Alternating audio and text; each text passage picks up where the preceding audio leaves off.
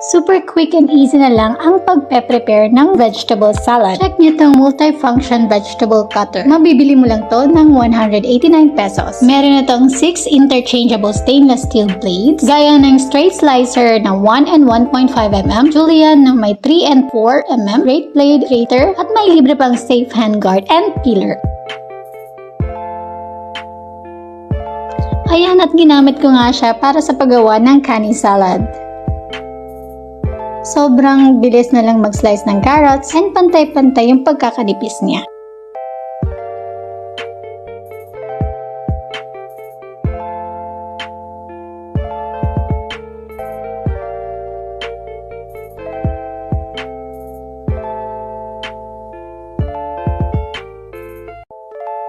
At ayan nga, nakalimutan kong gumamit ng slicer para sa pipino. Mas maganda sana yung cut niya at mas pantay-pantay.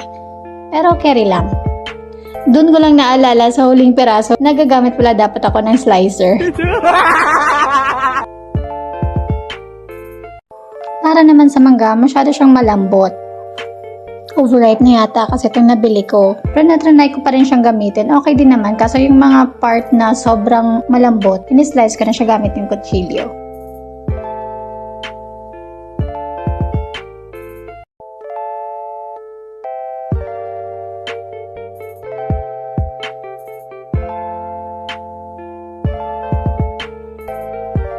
At yan, idadagdag na natin yung last ingredient ng aking kani salad.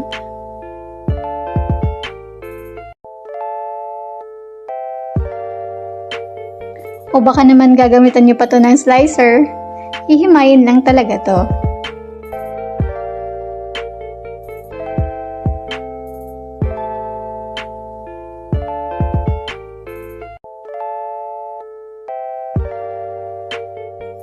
So ayan, nagmekos-mekos lang ako dyan ng mga ingredients para sa sauce.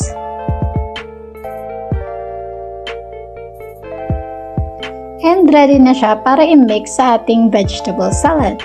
O diba, ang bilis lang? Kaya kung gusto mo din ng mabilis na pag-slice ng mga vegetables, i-click mo lang yung link sa description. Salamat!